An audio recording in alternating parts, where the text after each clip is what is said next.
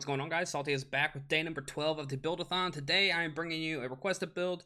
It is the Solar Titan build. Now this build is a build that I put together not too long ago. I don't really play my Titan that much. I've been trying to play it more and to learn more builds. So I threw this build together once I got the Lorelei helmet. And I like it. I like it a lot. It keeps you alive, you do damage. I mean, it's not a bad build for what it is.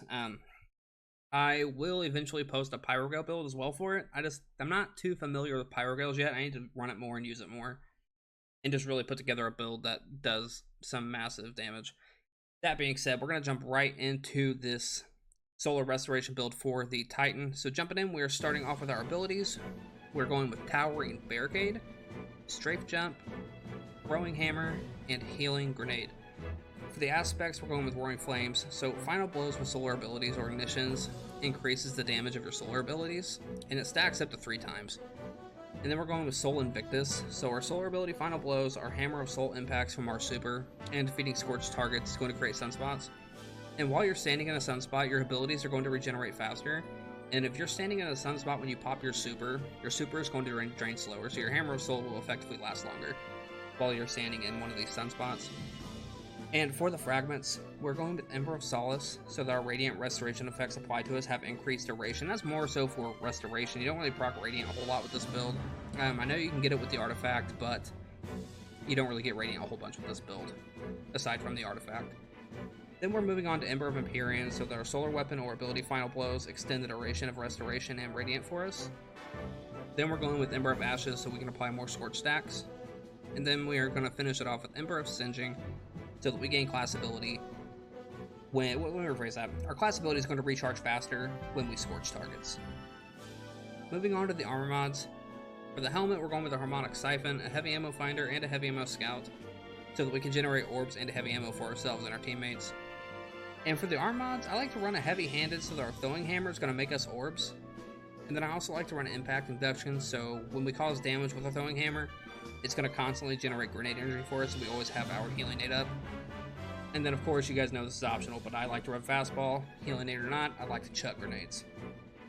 So, for the chest mod, you can run whatever you want. I feel like this is getting really repetitive at this point as far as the chest mod portion, but I'm going to say it every time just so people know.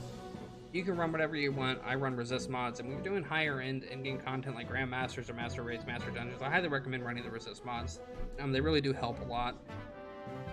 And for the legs, just make sure to throw on your surges that's going to match your heavy weapon slot.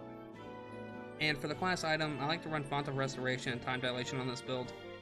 So the Font of Restoration is going to give us the boosted recovery, and then Time Dilation is going to make our armor charges last just a little bit longer, and that really is handy. I think it bumps up to like 15 seconds per armor charge, which is very, very handy.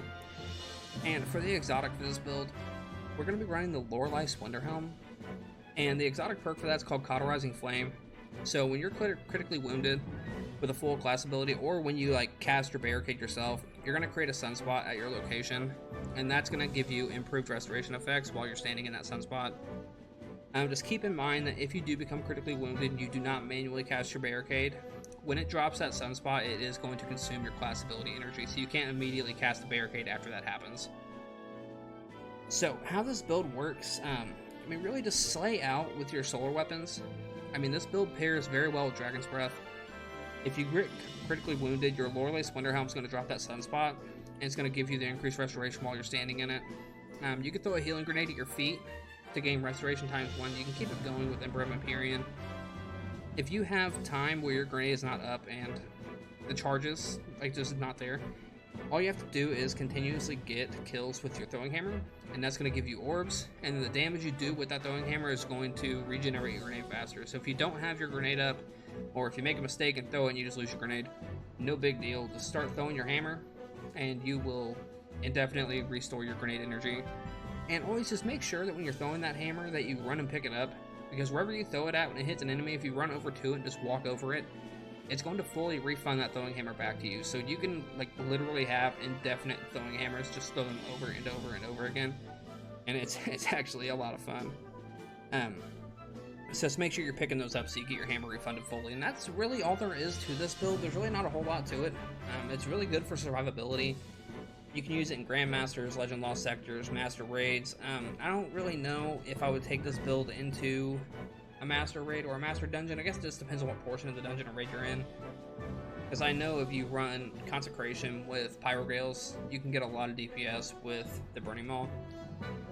But this build really is fun to use in certain situations. That being said, I hope you guys enjoyed the video. That is the Solar Restoration Titan build. I'm going to keep working on my Titan and getting it up like higher level and getting more exotics unlocked for it. I just don't have a lot of options for it right now. I have a few, but not a lot. So once I get more unlocked, I will definitely be putting some more builds together and making more Titan builds. It'll probably be later in the month though, because I still have a whole bunch of hunter builds to go over. And I have more exotics to collect on the Titan. With that being said, if you guys are liking the video so far, just hit that like button, hit that subscribe, leave me a comment, and I will see you guys on the next one.